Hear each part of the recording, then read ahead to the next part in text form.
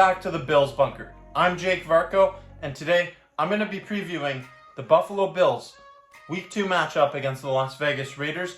The Bills are going to be hosting the Las Vegas Raiders in their home opener at Highmark Stadium on Sunday at 1 p.m.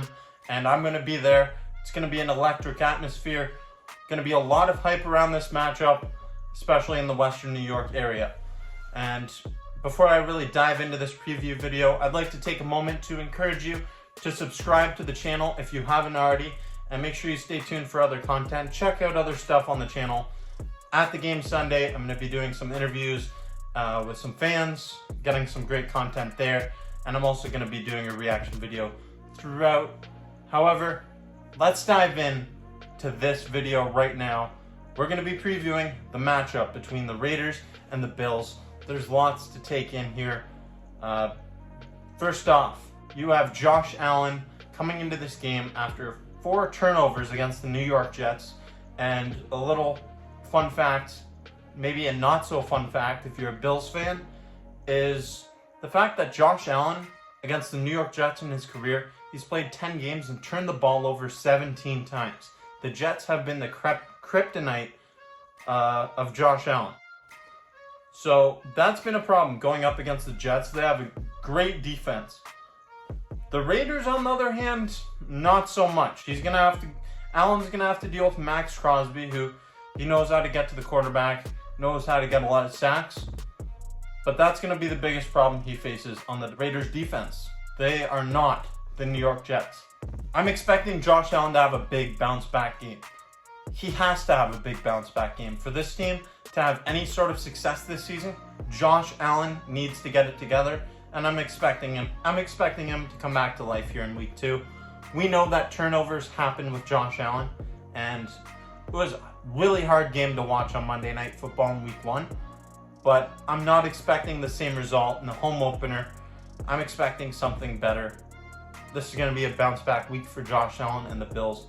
That's what I'm feeling. Stephon Diggs is going to be heavily involved in this game, number 1 receiver, and the Raiders, they do not have the DBs to slow down Stephon Diggs. And also, I'm looking for James Cook, Dalton Kincaid, and Dawson Knox to be involved in this game as well. James Cook, I thought he had a good week last week. I felt that James Cook had an impressive week 1 showing, and although his yards per carry wouldn't show it, if you look at the targets through the air, that would tell you the story. James Cook is a receiving back, and he's a young guy, emerging talent, and I'm expecting him to showcase what he's capable of doing in week 2 against the Raiders. Look for him to be heavily involved in this offensive play calling. Then there's Dalton Kincaid, the first round pick of the Bills in the 2023 NFL Draft. And I'm going to go out on a limb and say that Dalton Kincaid is going to get his first touchdown of the season this year. I think that his first career touchdown in the NFL happens this week against the Las Vegas Raiders. I'm expecting big things from Kincaid, and it's all going to start right here. Him and Dawson Knox, they're both going to be involved in this offense, and I wouldn't be surprised to see both of them get lots of opportunities here against the Vegas Raiders. Now let's look at the Las Vegas Raiders. They're an interesting team. They're coming in off of a win. So the Bills coming in off a loss to their division opponent in the New York Jets. The Raiders coming in high after a division win against the Denver Broncos. So 1-0 versus 0-1. The Bills want to right that ship here, but they're going to have to stop names like Davante Adams, Josh Jacobs, and yes, Jimmy Garoppolo, the new quarterback under center in Las Vegas. 2 players that the Bills will not have to deal with this week are 2 pretty big losses for the Raiders. First, Chandler Jones, who's been a disruptor throughout his long tenured career in the National Football League. He's been ruled out by the Raiders for this game. And then on the offensive side of the football, Jacoby Myers, who led the Raiders last week in their win against Denver. He led them in receptions, receiving yards, targets, and he had 2 touchdowns. Jacoby Myers had a big game in week 1. He's not going to be available for the Raiders in week 2. But the Bills still have to deal with one of the league's top receivers, one of the league's most recognizable names in Davante Adams. Davante Adams is going to be hard to slow down, And when you have Josh Jacobs in the backfield, it makes things even harder. These two should complement each other nicely on this Raiders offense this season, and we're just getting started seeing what Jimmy Garoppolo can do with these two. Derek Carr, he's no longer a Raider. I think that Jimmy Garoppolo is an upgrade myself. Jimmy Garoppolo, he's steady quarterback when he's on the field. He has had plenty of health issues staying healthy throughout his career, but if you look at his body of work, it's actually really solid. And I'm not going to say that Jimmy Garoppolo is a top 10 quarterback in the league. No, I'm not saying that. But what I'm saying is he is a very talented quarterback, and he's more than capable of stealing a win in Buffalo. Let's not forget that Jimmy Garoppolo is a guy who has been to a Super Bowl. He had a very talented group with the San Francisco 49ers when they lost against the Kansas City Chiefs. But the thing is, he wasn't making the mistakes to the point where he held them back from going that far.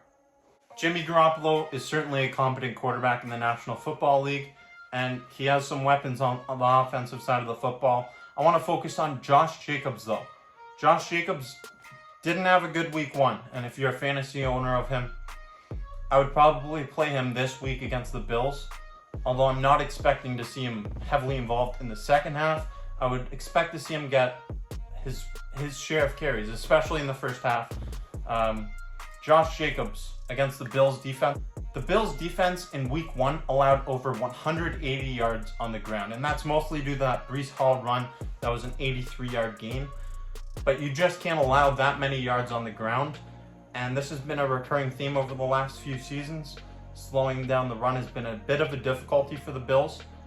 And when you look at their middle linebacking core, without Tremaine Edmonds now, there's a big hole there, and I'm expecting Josh Jacobs to have success running the football in this game.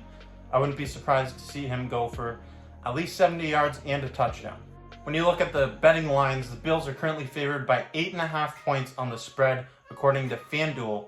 That's a wide margin to cover, but with this Bills team, we know that they're capable of putting up plenty of points. We haven't seen it yet this year, but it's only game 2. Let's not forget that this is Josh Allen, Stephon Diggs. This offense is lethal. It's a potent offense, and I'm expecting to see them put up some big numbers this week. I think they're going to put up at least 30 points, and I think they should cover the spread, but it might be close. The Raiders aren't a joke. They are a competitive football team, but I think the Buffalo Bills handle the Raiders. They take care of business and get the win. And I honestly think the Bills could put up 38 or more points in this game. That's no disrespect to the Raiders and no disrespect to their defense, but their defense isn't the New York Jets defense. The Jets defense is one of the best, if not the best unit on that side of the football in the National Football League. The Bills should be able to put up these points.